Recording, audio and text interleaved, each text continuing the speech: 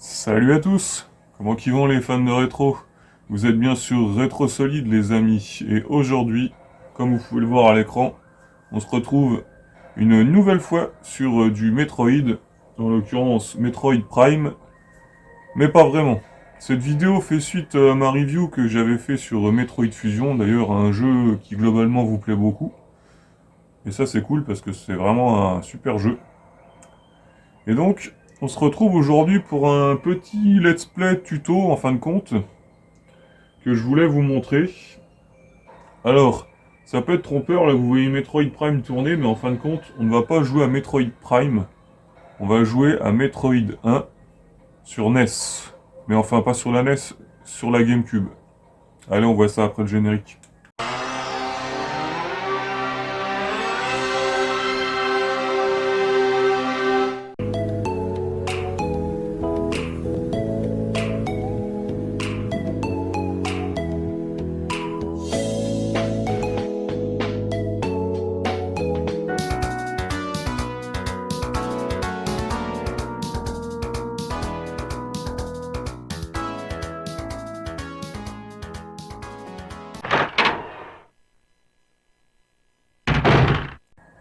Alors, vous allez me dire, mais pour ceux qui ne le connaissent, savent pas, tu joues à Metroid 1 sur GameCube. Eh oui, de façon on ne peut plus legit, il n'y a pas d'émulateur, voilà, il n'y a pas d'artifice.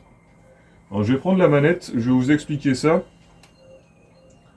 Il se trouve que Nintendo a toujours plus ou moins bien optimisé ses licences et ses systèmes en fin de compte.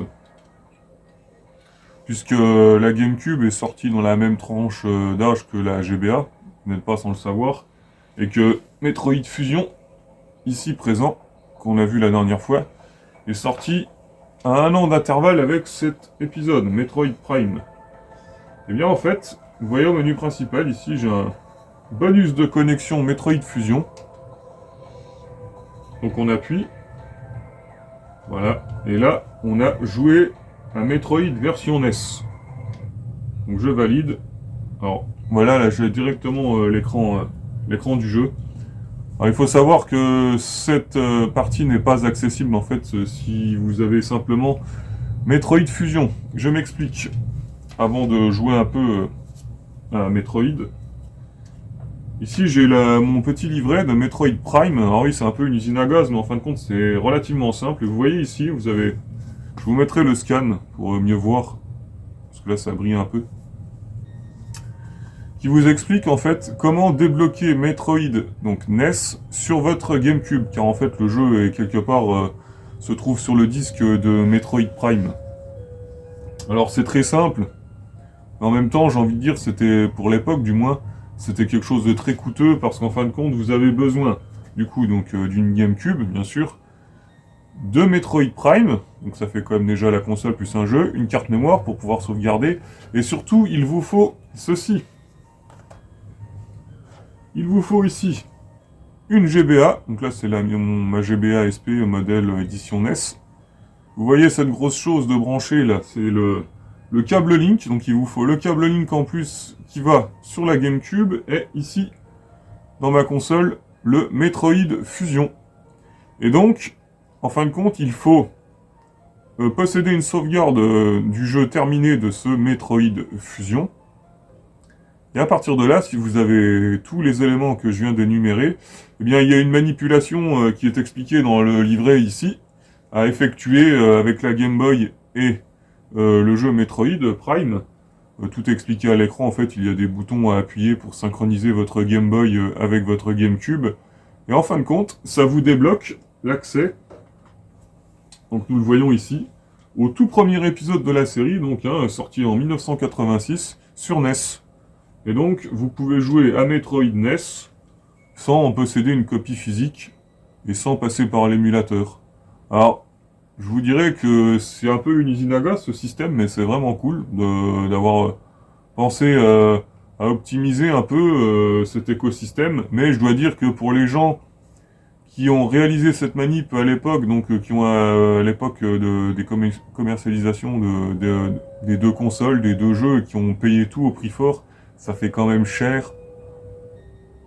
le jeu NES in fine. Mais vous me direz en 2024, vu le prix qu'il coûte celui-ci en physique, en état complet, en fin de compte, eh bien, on n'est pas loin du prix de revient de cette émulation entre guillemets GameCube au prix fort.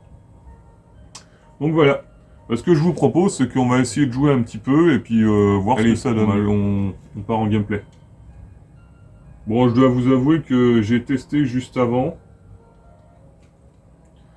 Et franchement, la manette GameCube, autant je l'adore, mais je trouve que là, du coup, pour un jeu aussi vieux, c'est pas optimisé. Je préférerais limite jouer avec ma manette NES hein, qui est là pour le coup. Je pense que ce serait beaucoup plus optimum, je trouve, en ergonomie, en prise en main, de jouer avec la croix de la NES et ses deux boutons. Car finalement, j'ai un peu de mal à manier Samus, là, comme vous voyez, pourtant, il y a le double saut, hein, la boule morph, elle est disponible, mais j'arrive pas, en fait. Alors c'est un peu con, vous me direz. Vous voyez, là. Alors pourquoi elle veut pas? Pourtant, je fais 2 fois. C'est vraiment bizarre. Normalement, on peut se mettre en boule, mais là, ça le prend pas. Ouais, c'est vraiment bizarre. Hein. Ils auraient pu mettre une petite notice dématérialisée ou je ne sais pas, ou que sais-je. Parce que là, je comprends pas. Elle ne veut vraiment pas se mettre en boule alors que j'appuie bien 2 fois sur la touche bas de la croix. Ah, à moins qu'il faille la récupérer ici. Ah, là, je vais me faire toucher. Hop, on va éviter cet ennemi. Alors, c'est peut-être... Voilà. Ah, bah voilà. Hop, on va...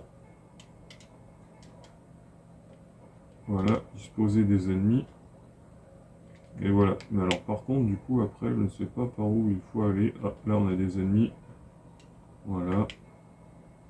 On va essayer d'avancer. Hein. Je n'y ai jamais joué, donc là, pour le coup, le Metroid 1, je le découvre. Hein. Je le découvre avec vous. J'avoue que c'est quand même sympa de pouvoir y jouer parce que moi, personnellement, dans ma collection, je ne possède pas la copie physique donc de Metroid. Je vous avoue que ça m'embête, j'aimerais bien en posséder une copie. Car les boîtes Konami, je les trouve très chouettes de l'époque de la NES. Et puis en bon collectionneur que je suis, j'aime bien posséder les jeux en physique, donc voilà. Par contre là je suis vraiment nul. Oui, celui-ci est plus résistant comme ennemi. Est-ce qu'on peut jeter des bombes? Non, on peut pas visiblement. Bon, on va aller en face. Peut-être qu'un jour je craquerai et que je me le prendrai en format physique. J'aimerais beaucoup, mais il commence à coter salement. Alors, pour être carré, moi qui n'ai jamais joué à la version NES, d'après ce qui nous est... Oula, j'ai l'impression que ça rame un peu là quand même. Oui. Il nous est indiqué que le jeu donc d'origine ne possède pas de pile de sauvegarde, hein, ça semble logique, mais il incorpore un système de mot de passe que ici ils ont conservé, mais apparemment il y aurait... Oula, pas gentil ça. Apparemment il semblerait qu'ici ils aient incorporé un système de sauvegarde facile entre guillemets, où on peut finalement sauvegarder assez facilement sur sa carte mémoire GameCube du coup. Bon, un peu modernisé, ça semble logique en même temps. Parce que, oula, non, lui il fait mal. Ok. Je sais pas où c'est que ça va nous mener tout ça, mais on y va. Hein. Pour l'instant, on avance. Hein.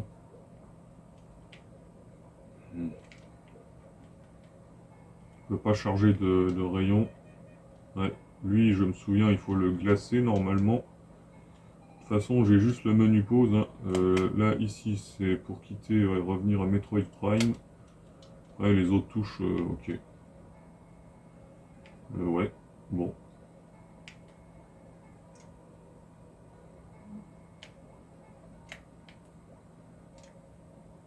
On va essayer de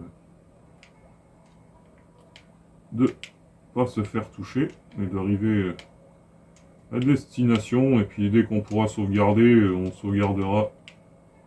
On a récupéré un peu de vie. Puis on s'arrêtera là pour cette petite découverte. Pas ce que vous en pensez, mais en tout cas, moi je trouve que c'est vraiment sympa. Hein. Parce que pour le coup, ça me permet vraiment de découvrir un petit peu le jeu. Car comme je l'ai dit, sa version... Oula. La version boîte coûte. Et pas qu'un peu. Et du coup, ça permet de se faire un petit avant-goût du jeu et voir si vraiment on est prêt à y casser sa tirelire. Aïe, aïe, aïe, aïe, aïe, aïe, aïe, là, je vais bientôt mourir. Je suis nul. J'aurais dû me disposer de cet ennemi. Aïe, j'ai pas réussi à sauter. Voilà. Voilà. Ah, on va peut-être y arriver finalement. Ah, non, là c'était pas le bon plan. Oups là. Eh ben, ça en est fallu de peu.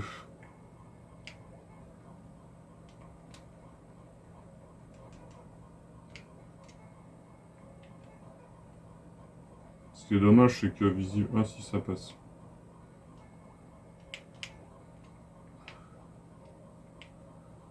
Décidément, le sommet est un peu haut, donc je vais vous reprendre après si j'arrive jusqu'au bout. Hein.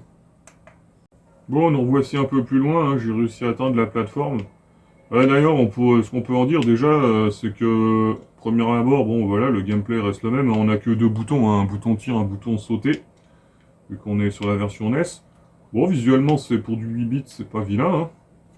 En plus, là, je joue sur un LCD avec une diagonale d'environ 55 cm. L'image est bien étirée en plus. J'imagine qu'il y a eu un petit upscale avec cette version par rapport à la version de base. Aïe aïe aïe. J'ai raté mon saut. Ah là là. Bon bah là ça sent le sapin. Oula. Par contre je trouve que le jeu ça rame un petit peu quand même. Ah bah voilà. Bon bah on va se quitter là-dessus. Hein. C'est voilà. Game over. Bon bah voilà, c'était vraiment une petite... Ah, on peut quand même sauvegarder. Alors on va essayer, voir ce que ça dit. Sauvegarder votre progression. Allez, j'obtiens un password. Et on a continué. Bah, je vais quand même nous quitter là-dessus, mais on se retrouve pour une petite conclusion. Bon voilà les amis, voilà, c'était une petite vidéo vraiment sans florilège si je puis dire. Hein. C'était vraiment l'histoire de vous parler de ce bonus de connexion qui est relativement sympathique. Hein. Mine de rien, ça permet d'avoir un jeu en plus, entre guillemets. Même si, comme je leur ai dit, les gens qui l'ont eu à l'époque, qui ont tout acheté en neuf, ça revient quand même à un sacré coup. Là, moi, ça n'a pas été mon cas. Hein. J'ai glané, on va dire, chaque élément au fil des années, donc voilà. J'espère que ça vous a plu. Peut-être que certains d'entre vous ne connaissaient pas ce bonus de connexion, entre guillemets. Ça vous permettra peut-être, du coup, de tester Metroid premier du nom, comme je viens de le faire. Et du coup, ben, je m'y réessayerai peut-être prochainement, et on en reparlera peut-être dans une prochaine vidéo.